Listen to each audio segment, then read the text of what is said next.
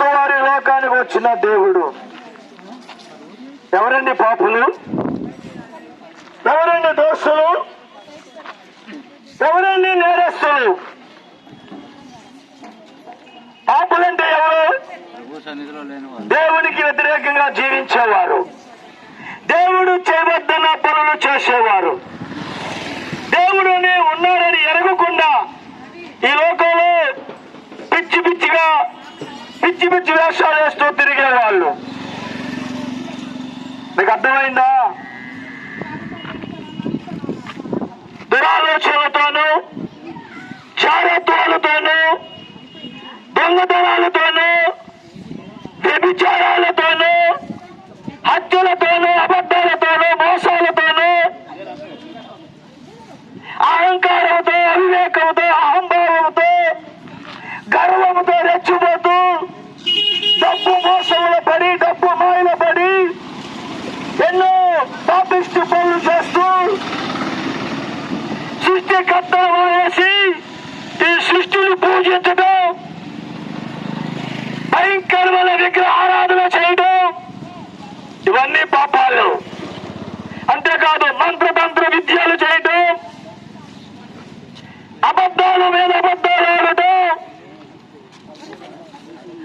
ఇంకా ఎన్నో తిట్టులు, బూతులు, అన్యాయాలు, అక్రమాలు, త్రాగుబోతు విందులు, త్రాగుబోతులు, తిరుగుబోతులు, వీరందరూ పాపులండి.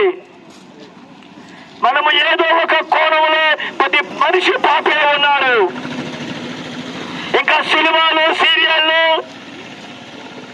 హరికథలు, బుర్రకథలు, కల్పితమైన కథలతో జీవించే వారందరూ పాపులే. పాపి నరకానికి వెళ్ళిపోతాడని అన్ని గ్రంథాలు చెప్తున్నాయి. కానీ పాపం పోవాలంటే ఏ గ్రంథం చెబుతుంది? మనిషిలో ఉన్న పాపం పోవాలంటే ఎలా? ఏ విధంగా పోతే పాపం? యాత్రకెళ్తే పోతా, పుణ్య తీర్థ స్థానాలు చేస్తే పోతా, జాగరణ చేస్తే పోతా. పాపం పోవాలంటే ఎక్కడికి పోతే పోతే? అసలు పాపాన్ని తీసివేసే దేవుడు ఎవరున్నారా? మనుషులో ఉన్న పాపాన్ని తీసి పరిశుద్ధపరిచే దేవుడు ఉన్నారా? ఎవరైనా నేను పాపిని, నా పాపం ఎలా పోతుందని ఆలోచించే వాళ్ళు ఉన్నారా? డబ్బు ఎలా సంపాదించాలని ఆలోచించే వాళ్ళు ఉన్నారు. మేడల మీద ఎలా కట్టాలని ఆలోచించే వాళ్ళు ఉన్నారు. వెండి బంగారాలు సంపాదించుకుని మంచిగా మెల్లల్లో వేసుకు తిరగాలనుకునే వాళ్ళు ఉన్నారు. మంచి కార్లు, బిల్డింగులు, బంగ్లాలు, బైకులు కొనుక్కోవాలని ఆశించే వాళ్ళు ఉన్నారు. కానీ అయ్యో నా పాపం ఎలా పోతుంది, నేను పాపిని కదా, నా పాపం ఎలా పోతుందని ఆలోచించే వాళ్ళు ఎవరైనా ఉన్నారా? ఈ సృష్టిలో అలాంటి పుణ్యాత్ములు ఎవరు లేరండి. ఉంటే బాగుండే సృష్టి. కనుక ఒక్కసారి ఆలోచించండి. పాపము పోవాలంటే బైబిల్ చెప్పడం కాదు, కానీ సామవేదము తాండ్య భాగం చెబుతున్న మాట ఏంటంటే, సర్వ పాప పరిహారం రక్త ప్రోక్షణం ఆవశ్యకం, తద్రక్తం పరమాత్మ పుణ్యదాన బలియాగం.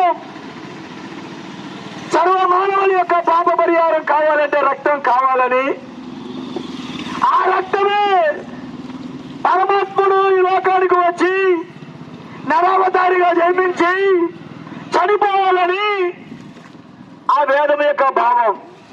ఆ పరమాత్ముని రక్తము కాచాలి. నువ్వు సేవించే దేవుళ్ళు గాని, దేవతలు గాని, ఈ భూమి మీద ఉన్న దేవుళ్ళు గాని, దేవతలు గాని ఎవరైనా నీకోసం రక్తం కాచారా? నీకోసం ప్రాణం పెట్టారా? నీకోసం చనిపోయారా? ఆలోచిస్తే ఒక్క యేసు ప్రభు వారు మాత్రమే నీకు కనబడతారు.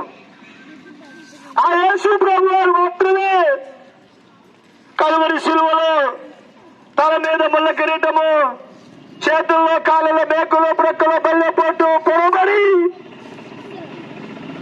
సంపబడి సమాధి చేయబడి తిరిగి 3వ రోజున లేచిన దేవుడు యేసు ప్రభు వారు మాత్రమే. నా ప్రియులారా, యేసు తప్ప వేరే దేవుడు ఎవరు ఇలా కనపడలా. పరిశుద్ధ రక్తము కాచిన దేవుడు ఎవరు కనపడలా, యేసు ప్రభు వారు మాత్రమే. కాబట్టి ఆ యేసు ప్రభుని నమ్ముకుంటే మీకు పాప విమోచన జరుగుతుంది. యేసు ప్రభుని నమ్మకపోతే నిత్య నరకము జరుగుతుంది. అగ్ని ఆరదు, పురుగు చావదు.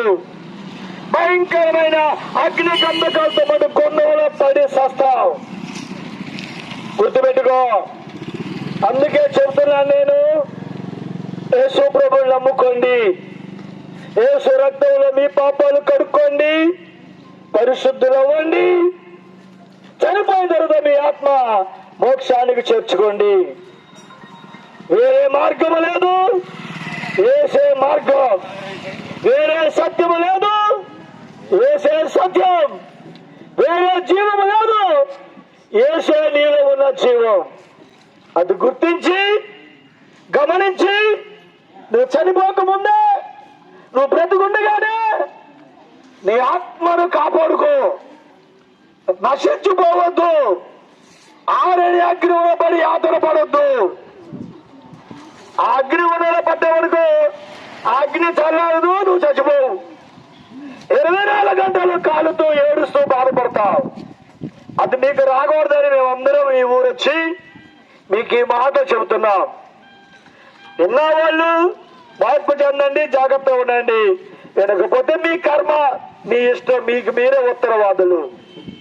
దేవుడు మిమ్మల్ని దీవించును గాక. ఆమేన్.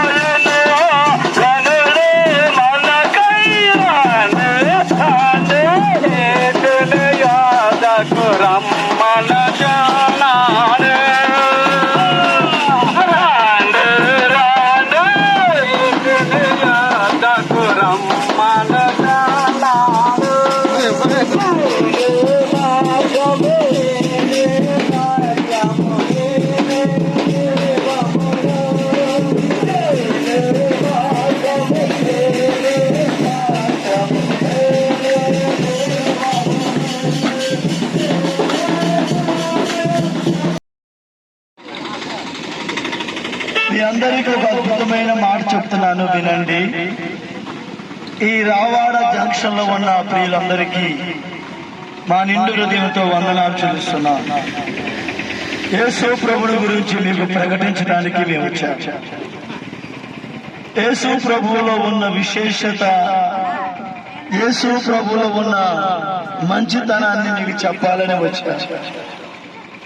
లోకంలో మనుషులందరూ పాపులే. జన్మనా జాయితే శూద్రః, కర్మనా జాయితే ద్విజః. జన్మ కర్మ పాపములు ప్రతి మనిషిలో ఉన్నాయి. నువ్వు ఏ మతమైనా కావచ్చు, ఏ జాతి చెందిన వారైనా కావచ్చు, ఎంతటి డబ్బు ఉన్నవారైనా కావచ్చు, ఏ కులానికి చెందిన వారైనా కావచ్చు. మనుషులందరూ పాపులు. పాపం వల్ల వచ్చు జీత మరణం. పాపం వల్ల వచ్చు జీత మరణం. మరణం అంటే శరీరంగా చనిపోవడం కాదు. ప్రతి మనిషి శరీరముతో చనిపోవటం వాస్తవం. కానీ మనిషిలో ఆత్మ ఉందని ఎంతమంది గ్రహిస్తున్నారు? పశువులకి, జంతువులకి, పక్షులకి, చెట్లకి, ప్రాణం ఉంది, శరీరం ఉంది, ఆత్మ లేదు. ఆత్మ ఉన్నవాడే నరుడు. ఆత్మ ఉండి ఆత్మ ద్వారా మంచి చెడు తెలుసుకోవాలి. వీలారా, దేవుడు మనకి ఆత్మనిచ్చాడు. ఎందుకంటే ఈ భూమి మీద మంచి చెడు తెలుసుకుని బ్రతకడానికి. కానీ మనిషి ఏం చేస్తున్నాడు? ఆత్మను కూడా చంపేసి శరీరాన్ని పెంచుకుని శరీర క్రియలు జరిగిస్తూ సృష్టికర్త అయిన దేవుని దృష్టిలో నేరస్తుడై పాపి అయి నశించిపోతున్నాడు. ఒక విషయం చెప్పేదా? నేను గుంటూరు జిల్లా బిడార్దిబ్బ అనే గ్రామంలో నేను పుట్టాను. 20 సంవత్సరాల క్రితం, నా వయసు 20 సంవత్సరాలప్పుడు నాకు ఏ దేవుడు తెలియదు. నేను ఏ దేవుణ్ణి పూజ చేయలేదు. అసలు దేవుణ్ణి సేవకులు ఇలాగ వస్తే ఆ సేవకుల్ని ఏడిపించి వాళ్ళని బాధించిన వాడిని నేను. ఇలా ఊర్లో యేసు ప్రభువును ప్రకటిస్తుంటే అడ్డంగా తిరిగి అడ్డమైతగా వాదించిన నేను. తెలియని దినాలలో, తెలియని విషయాలలో. అయితే ఒకరోజు నేను త్రాగుబోతుని, తిరుగుబోతుని, రాజకీయ రంగంలో ఒక పార్టీకి మంచి కార్యకర్తని. నేను వ్యభిచారిని, త్రాగుబోతుని, మోసగాన్ని, దొంగని, అబద్ధికుని, కాలేజీలో చదువుతున్న రోజులో రౌడీని. నా ఊరిలో పర్వాలేదు లేరా, ఈడు పాపం అనేవాళ్ళు లేరు. మా అమ్మ నాన్న కూడా నన్ను పిలిచి ఇంత మొత్తం అన్నం పెట్టడం నాకు తెలియదు. తల్లిదండ్రుల ప్రేమ నాకు తెలియదు. ఎందుకో తెలుసా? వారి చెడ్డాలనే చెప్తారా. చిన్న వయసులోనే నాకు ఊహ వచ్చిన కాలం నుంచి నేను పాపం చేస్తున్నాను. చెడపళ్ళు, దొంగలు, వేశ్యతనం, విచ్చలబడి, రౌడీజం, గోండాయిజం, చెప్పాలంటే అనేక పాపిష్టాలు. ఈ పాపం లేదు నాలో, అర్థం లేదు. తాగుడు తాగాను, సిగరెట్లు కలిశాను, మత్తు పదార్థాలకు బానిసయ్యాను. ఈ లోకంలో మనిషి చేసే పాపాలన్నీ కంటే ఘోరమైన పాపాలు నేను చేశాను. ఎవరైనా కొట్టాలంటే కొట్టాను. భయంకరంగా మోసగాడిగా తిరిగిన జీవితం నాది. నన్ను ఊర్లో ప్రజలందరూ చీ అని అసహించుకున్నారు. వీళ్ళంటారు బతికి ఎందుకు నా భూమి మీద అని తుప్పుకొని ఊసేవాళ్ళు. నేను అబద్ధం చెప్తలేదు, నా దేవుని సాక్షిగా లేదని చెప్తున్నాను. నా ఊర్లో నా పరిస్థితి ఘోరంగా ఉంది. ఒకరోజు నేను అర్ధరాత్రి ఒంటరిగా తిరుగుతూ త్రాగుతూ మా ఊరు రచ్చబండలో కూర్చుని ఏడుస్తూ ఉన్నాను. ఏమని తెలుసా? నేను ఎందుకు పుట్టాను, ఎందుకు బ్రతుకుతున్నాను, నా బ్రతుకు వల్ల ఎవరికైనా ప్రయోజనం ఉందా, నాకు నేనుగా ప్రశ్నించుకుంటూ నాకు నేనుగా బ్రతుకుతున్నాను. కాలేజీలో నన్ను తీసుకొనేశారు, ఊర్లో తీసేశారు, రాజకీయ రంగంలో పనిచేసిన పార్టీ వాళ్ళు తీసేశారు. ఏ రీతిగా చూసినా ఆదరణ లేదు. చనిపోవాలని ఒక విషయంలో ఎండ్రూ తాగాను, విషయం తాగాను, కానీ ఆ విషయం నన్ను చంపలా. ఇలా చేసిన ప్రతి పాపానికి చెడ్డనైపోయాను. ఈ చెడ్డవాడి జీవితం ఏంటో అని ఆలోచించాను. మీకు చెప్తే అబద్ధమేమో, నేను నిజం చెప్తున్నాను. అర్ధరాత్రి 1 గంట సమయంలో దేవుడు ఎవరో నాకు తెలీదు. నేను ఏ దేవుడిని ఆరాధించను, ఏ దేవుడి నేను నమ్మను. ఆ సమయంలో 1 గంట అర్ధరాత్రి, ఆ రాత్రి 10-9 గంటలప్పుడు మా నాన్న కొట్టే తల పగిలిపోయింది. మా అమ్మని కొట్టాడు. మా ఇంట్లో అన్నయ్యని కుటుంబాంతానికి ఇక కొట్టడమే నా పని. జాలి దయ లేదే లేదు. ఇంట్లో వాళ్ళైనా వీధిలో వాళ్ళైనా ఎవరైనా సరే ఆడమగ తేడా చూసేవాడిని కాదు. ఎలాగో బాధేస్తూ ఉండేవాడిని. ఆ రాత్రి మా నాన్న కొట్టారు, తల భంగిపోయింది, కుటుంబంతో ఏడుస్తూ గొడవగా ఉంది. నా బతుకెందిరా ఇలాగని అర్ధరాత్రి 1 గంటప్పుడు రచ్చబడతాను ఏడుస్తూ ఉన్నాను. అయ్యో నేనెందుకు పాపిని, నేను చేసిన పాపాలకి నాకేం జరిగింది, నన్ను ఎవరు ప్రేమిస్తారు, నేనున్నానని వాళ్ళు ఎవరు లేని రోజులని, నా బ్రతుకులో సంతోషం లేని రోజులని, ప్రేమ కరువైపోయిన రోజులని, అయ్యో పాపు అనే మనుషులు లేరు నాకు. మీ చెప్తున్నాను నేను జాగ్రత్తగా. నేను ఒక్కనే రచ్చమని మీద కూర్చుని ఏడుస్తూ ఉన్నాను. మా ఊరు మొత్తంలో మేము ఆస్తిపరులు, బాగా డబ్బు ఉంది. ఆ డబ్బు నన్ను అహంకారంతో విచ్చలవిడిగా చేశాను. ఆ రోజు రాత్రి 1990 సంవత్సరం డిసెంబర్ నెల 10వ తారీఖు రాత్రి 1 గంట నేను ఒక్కడిని ఏడుస్తున్నాను. అర్ధరాత్రి. జాగ్రత్తగా వినండి. నా మీద ఉన్న ఆకాశం తెరవబడి అక్కడ నుండి ఒక స్వరం నాతో మాట్లాడుతుంది. ఏం మాటలో తెలుసా? నా కుమారుడా ఇమ్మానుయేలు, నేను నిన్ను ప్రేమిస్తున్నాను, భయపడకు, నేను నీతోనే ఉన్నాను, భయపడకు, నేను నిన్ను రక్షిస్తాను, నీకు నేను అండగా ఉంటాను. ఎవరైనా నేనెవరిని అడగలేదా, నేనెవరిని పిలవలేదా, ఎవరైనా అంటూ ఏడుస్తుంటే పక్కన సిలువలో వేలాడుతూ రక్తముతో నిండిపోయిన ఒక వ్యక్తి సిలువలో వేలాడుతున్నాడు. ఎవరైనా సిలువలో చనిపోయింది ఎవరైనా నాకు తెలుసు, యేసు ప్రభు ఒక్కడే. ఇంకెవరు సిలువలో ప్రాణం పట్టలేదు, రక్తము కాల్చలేదు.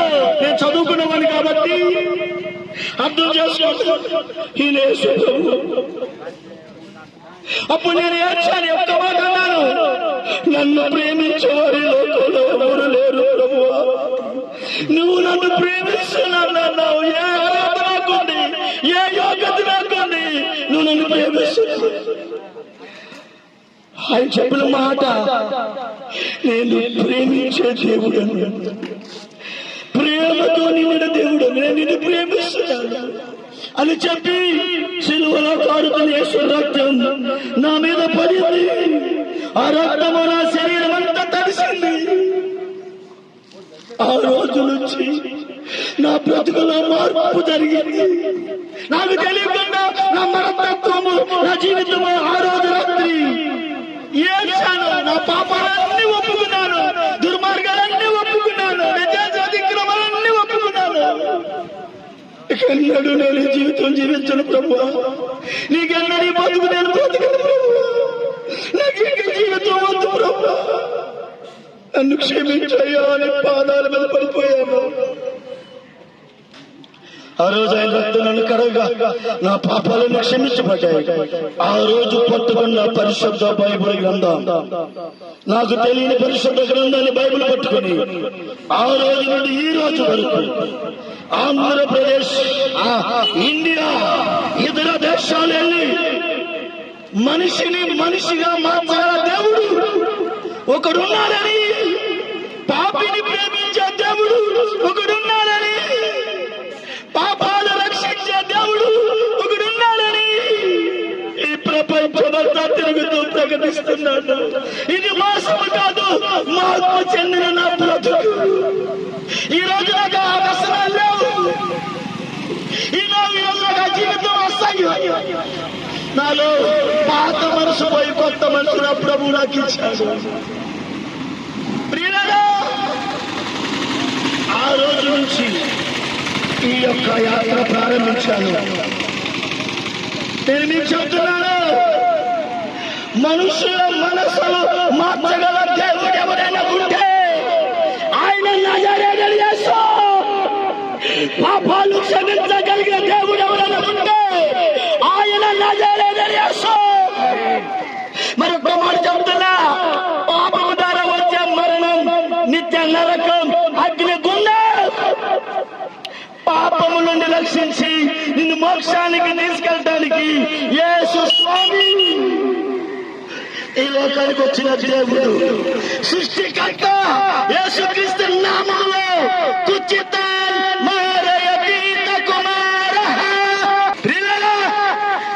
గుణాలు తీసి మంచి గుణాలు ప్రసాదించడానికి ఆయన కుమారుడుగా ఈ భూమి మీద అవతరించాలని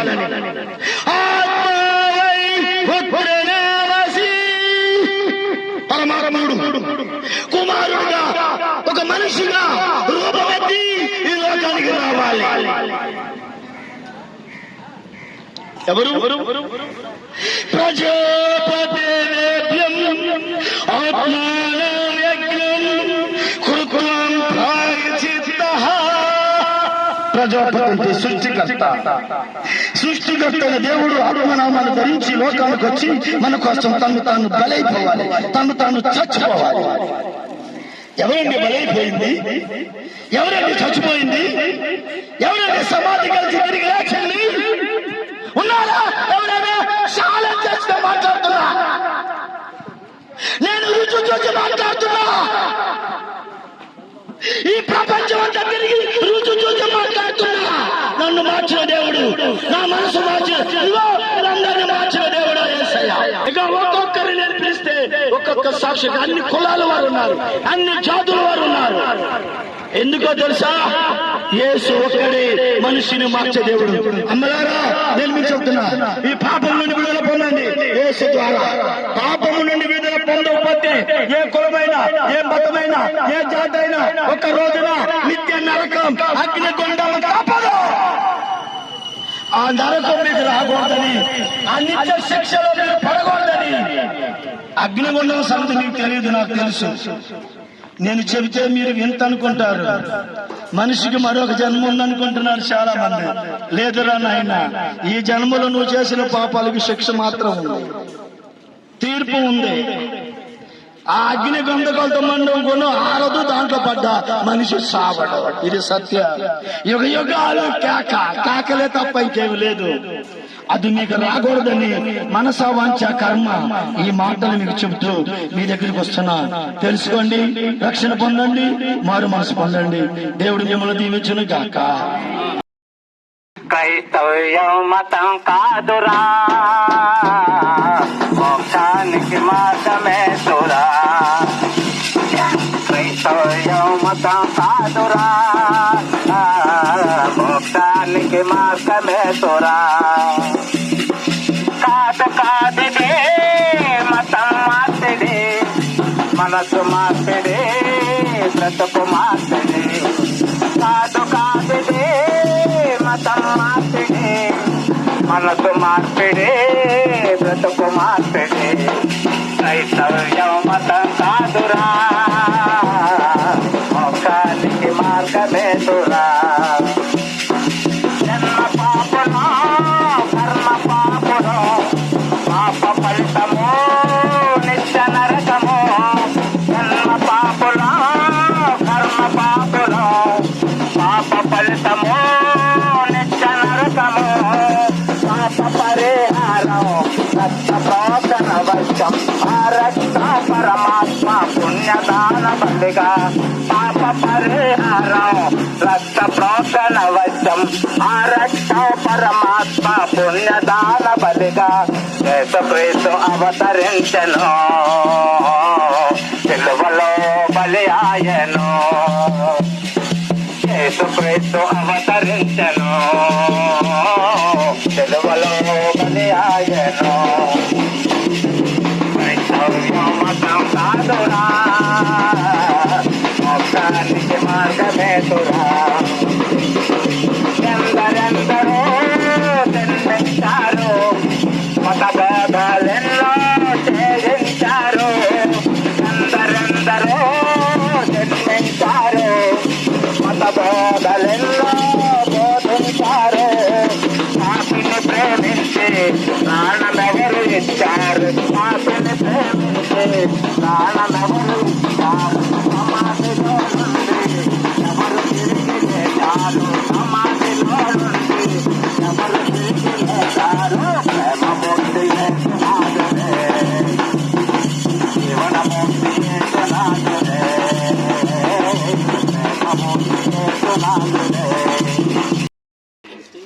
మాది నెల్లిమర్ల దగ్గర కొండపేట. నా పేరు చెన్నయ్య. నేను అనిల్లో పుట్టాను. మాది కాపు క్యాస్ట్. నాకు పెళ్ళి అయిన తర్వాత నా భార్య వచ్చిన తర్వాత వాళ్ళ అక్కలు దేవుని నమ్ముకుంటారు, పాస్టర్ గారు.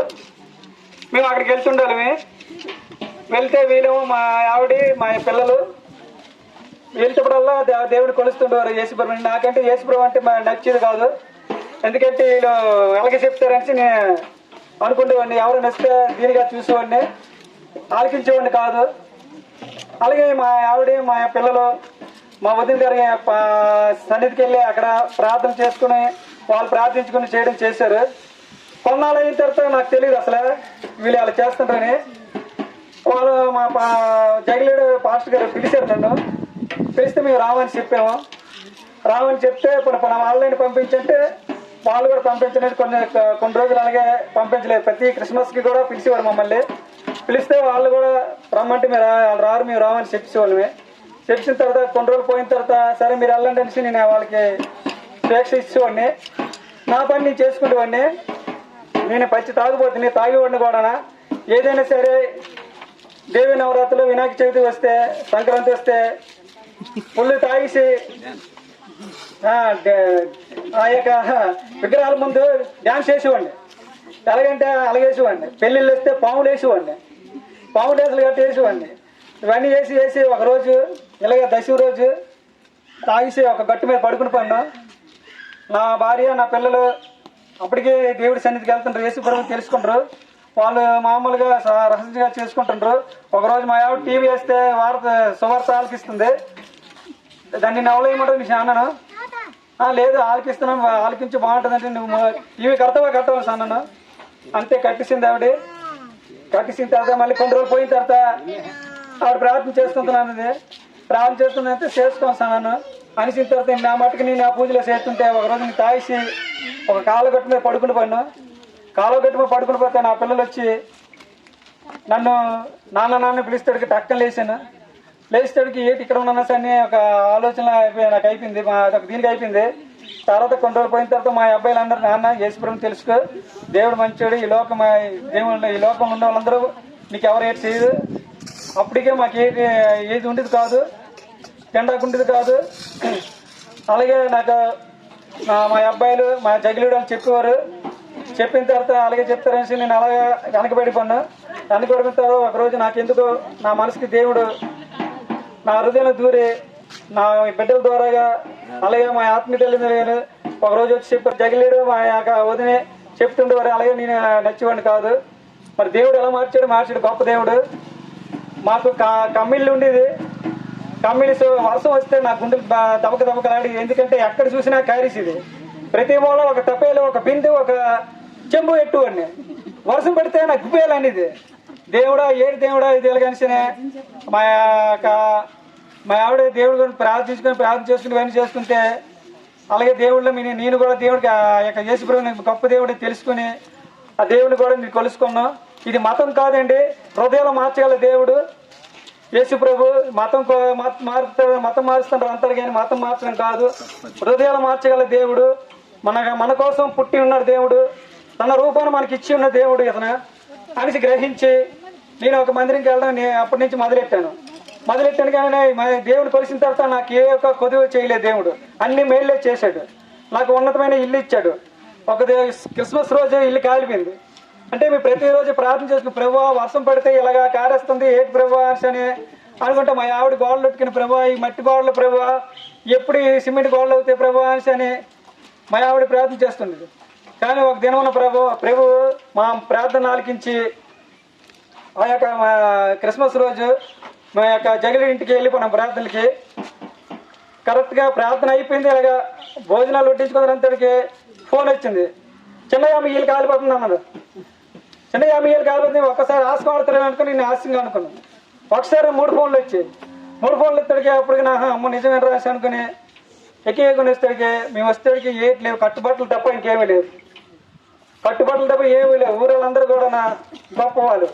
ఎందుకంటే వాళ్ళకి ఏమీ లేదు, వాళ్ళు మంచి వాళ్ళు అని ఊరందరూ కనికరించారు. దేవుడు మాత్రం గొప్ప దేవుడు. ఆ రోజు మాత్రం మా చేతిలో 600 రూపాయలే ఉన్నాయి. మిగతా ఏమీ లేదు, తినడానికి తిండి లేదు, కట్టుకోవడానికి బట్టలు లేదు, తాగడానికి గ్లాస్ లేదు. కానీ ఈ రోజు మాత్రం దేవుడు మమ్మల్ని ఉన్నతమైన స్థానానికి దీవించాడు. గొప్ప దేవుడు. దేవుడికి నమ్ముకున్న వాళ్ళకి ఏమీ ఇప్పుడు కూడా అయా పదవి లేదు. దేవుడు మంచి దేవుడు, మోసం చేసే దేవుడు కాదు, మాట ఇచ్చే దేవుడు, మాట చెప్పే దేవుడు కాదు. కానీ యేసుప్రభువుని నమ్ముకోండి, మీరే నమ్ముకోండి. ఈ రోజు ఎలా ఉన్నామంటే దేవుడు కృపే. మేము ఈ రోజు ఉన్నంత దేవుడు కృప. సర్వలోకానికి వెళ్ళి సువార్త ప్రకటించమండి దేవుడు. ఈ రోజు మా ఆత్మ తల్లిదండ్రుల ద్వారాగా మా ఆత్మ తల్లిదండ్రుల సువార్త ప్రకటిస్తుంటే వాళ్ళ వెనకతో మేము ఉండి ఈ రోజు మీ దగ్గరికి వచ్చాము. ఈ రావాడ గ్రామస్తులకి మా యొక్క సాక్ష్యం మీరు విన్నారని నమ్ముచున్నాను. ఎందుకంటే దేవుడు గొప్పడు, ఎప్పుడు మనిషిని వదిలేసే దేవుడు కాదు. కనుక యేసుప్రభువుని నమ్ముకోండి. నమ్ముకుంటే మీకు అనేక బంధకాల నుంచి విడుదల దాడి చేస్తాడు దేవుడు. అందుకే జీవం ఉంటుండగా మీ దేశం నమ్ముకోండి, మీకు యేసే రక్షకుడు. ఈ సాక్ష్యం దేవుడు దీవించడు కాక ఆమేన్. ఇప్పుడు మంచి ఇల్లు ఇచ్చాడు. ఆ ఇల్లు చూస్తే ఒక మంచి ఇంద్రభవనంలాగా ఉంటుంది. లోపలికి వెళ్తే ఆ కొడుకులకి ఇద్దరికి ఉద్యోగాలే, ఇద్దరు కొడుకులకి ఉద్యోగాలు వచ్చాయి. హ్యాపీగా వాళ్ళు కుటుంబం బ్రతుకుతున్నారు. నేను వెళ్ళి యేసు నమ్ముకుంటే నాకు వద్దండి ఆ దేవుడు, మేము దేవుడు నమ్మనండి ముఖాన్ని చెప్పేశాడు నాకు. అలాగే వెళ్తూ ప్రార్థన చేస్తూ ఉండేవాళ్ళం. ఆయన భార్య కూడా ఇక్కడే ఉంది. ఏదో ఆయన భార్య రాజు తల్లి. ఈయన ఎన్నోసార్లు తీర్పులు దెబ్బలు అవన్నీ యేసుప్రభు నమ్ముకున్నందుకు ఎన్నో మాటలు కాసింది. అలా ఓర్చుకుని దేవుని ప్రార్థన చేసింది. ఈరోజు ఆ ప్రార్థన, ఆ కొడుకులు, ఈయన అందరూ మారి ఆ ఊర్లో చాలా శ్రేష్టమైనగా ఉన్నారు. యేసు ప్రభు మనుషుల్ని బాగు చేసే దేవుడే కానీ చెడగొట్టే దేవుడు కాదు. యేసు నమ్ముకున్న ఇక్కడ ఎవరైనా సరే మేము చెడిపోయినాం అనే వాళ్ళు ఉంటే చేయొద్దండి. ఒకరు చెడిపోవచ్చు. ఎలాగా? తప్పుడు అడుగులు వేసారా చెడిపోతారు. మంచిగా జీవించే వాళ్ళు ఎవరు చెడిపోరు. అమ్మలారా, ఆ దేవుని ప్రార్థన చేసుకుని సుఖంగా ఉండండి. దేవుడు మిమ్మల్ని దీవించిన కాక.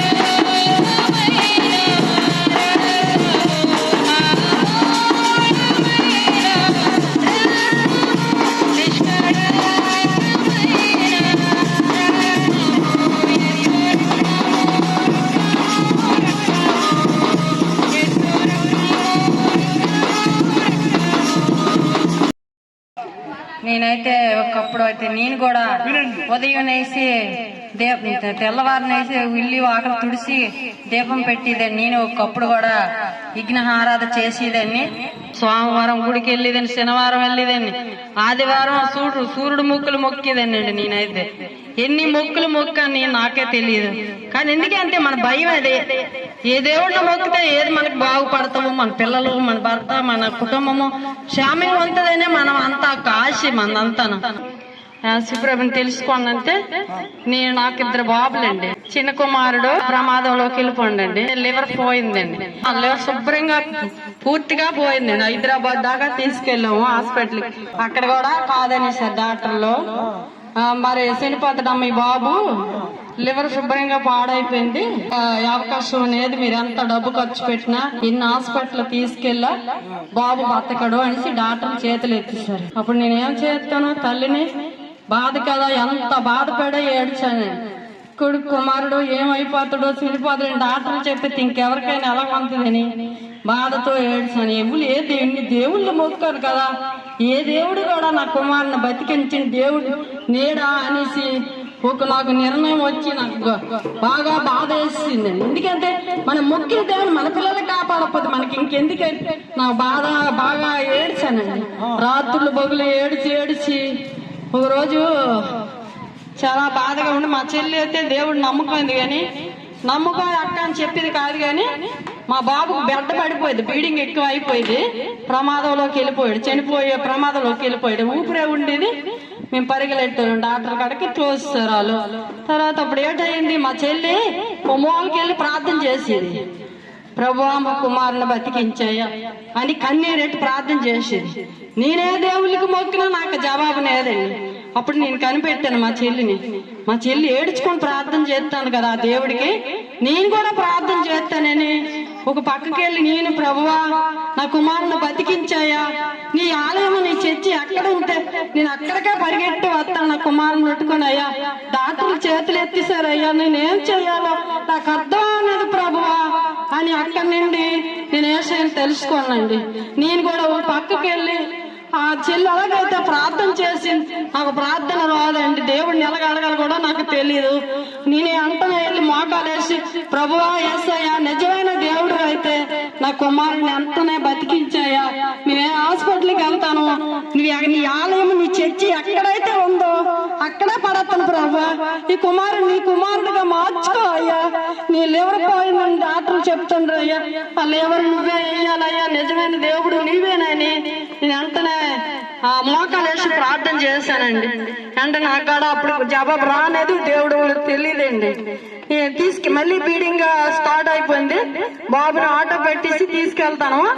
మా నాన్నగారు ఏడన్నారంటే హాస్పిటల్ తీసుకెళ్దామమ్మా, చనిపోతాడు బతుకుతాడు మరి తప్పదు అని తీసుకొని వెళ్తుంటే అక్కడ నెల్లిమార్లో ఆ జంక్షన్ లో రోడ్డు మీద చర్చి కనిపించింది. నా హృదయం ఏటు కలిగిందంటే, ఎక్కడైతే నీ చర్చి కనిపిస్తుందో ప్రభా నాకు తెలియదు, కానీ నువ్వు మాత్రం నా కుమారుని బతికించాలా, నీ గుళ్ళోకి నేను వచ్చేస్తానని అంటనే కుమారుని తీసుకొని నేను వెళ్తే మా నాన్నగారు అన్నారు, అదేటమ్మా నువ్వు ఇప్పుడుకిప్పుడు దేవుడు అంతా ఏంటి, నువ్వు ఏ దేవుడు లేదు, నువ్వు నడిచింది హాస్పిటల్కి అంతాను లేదు నాన్న, ఇక్కడ ఆటో ఆపి నీ దేవుడు మంచి ఇది ఉంది ఇక్కడ, నీ ఇక్కడికి వెళ్ళిపోతున్నా అన్న, దేవుడు ఎలాగైనా నా కుమారుని బతికిస్తాడని వెంటనే ఈ బెడ్డ పాడిన వాంతలు పాడిన కుమారుని తీసుకుని వెళ్ళిపోయానండి ఆలయంలోకి.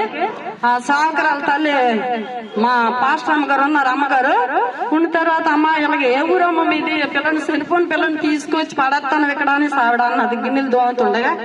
అప్పుడేమమ్మా అలా కాదమ్మా నా కుమారుడు చనిపోతాడని డాక్టర్ చెప్పేశారు, నేనేం చేసేది, నేను ఎలా భరించాలమ్మా, కుమారుడు నేను వదిలిపెట్టి నేను ఉండనమ్మా అని ఏడ్చాను.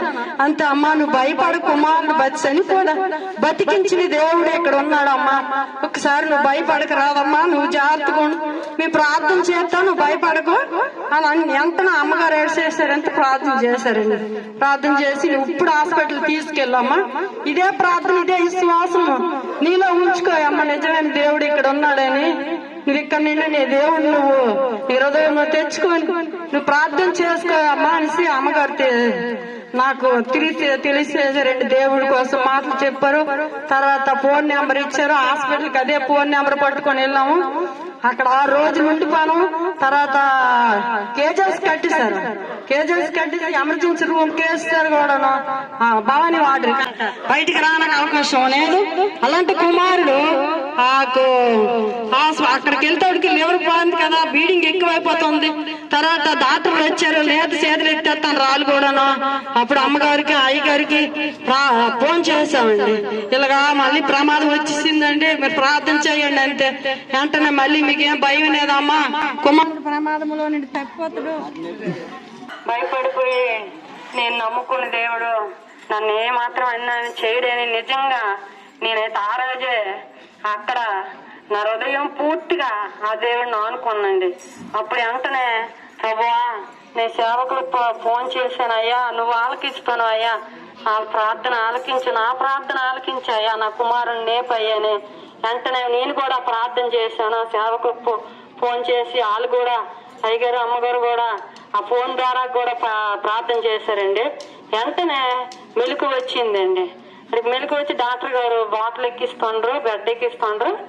ఈ రివర్స్ అయిపోయేది ఆ బెడ్, వెంటనే అది బాడీకి సహకరించేది కాదు. వెంటనే వీళ్ళు అయ్యారు అమ్మగారు ప్రార్థన చేయగానే సహకరించడం మొదలు పెట్టిందండి బెడ్. అక్కడ నుండి చిన్న చిన్న రెప్పలు కొట్టడం, కాలు కదపడం, చేతి కలపడము. ఆ యొక్క బెడ్ మేము చేస్తే డాక్టర్ గారికే ప్రమోషన్ ఇచ్చారండి. డాక్టర్ గారికే ఎంతో పేరు వచ్చిందండి. ఎందుకంటే ఆ కుమారుడు చనిపోయిన కుమారుడు బతికినాడని అక్కడ ఉన్న డాక్టర్లు అందరూ కూడా పరిగెట్టి వచ్చి వెంటనే వాళ్ళకి ఇదేనిది అదే పేషెంట్ బతికాడని హాస్పిటల్లో గోల పెట్టేసి ఆ రోజు అయ్యగారు అమ్మగారు ప్రార్థన వల్ల అదే దేవుడు ఎంతకో బతికించి బయట పెట్టి ఈ రోజు ఎంతో వయసునాడు అయినాడు. మా డిగ్రీ అయిపోయింది. తర్వాత కుమారుడు కూడా బాగున్నాం, మా కూడా అందరం బాగున్నాము, మేమందరం కూడా బాగున్నామండి. దేవుడు నమ్ముకొని దేవుడు నమ్మినలో చాలా బాగుంటారండి. చెప్పలేము కానీ మీరు కూడా ఆ హృదయంలో దేవుడిని పిలుచుకుంటే ఆ అనుభవం అనేది మీకు తెలుస్తుందండి. నిజం చెప్తాను, ఇది అబద్ధం కాదండి. నేను నా కుమారుడు అలాగ దేవుడు బతికించి ఈ రోజు ఎంతో సజీవుడై ఉన్నాడు, చక్కగా ఉన్నాడు. అనేక మందికి కూడా సహాయం చేస్తాడండి. ఎవరు ఏది అడిగితే అదే సహాయం. ఊరంతా కూడా వాడంతా కూడా చనిపోతాడు కారులో వచ్చేస్తాడు. ఆ కుమారుడు చనిపోండట, అలా చనిపోండట. జనాలందరూ ఎదురు చూసిన జనాలందరూ ఈ రోజు చక్కగా ఆశ్చర్యం పోయి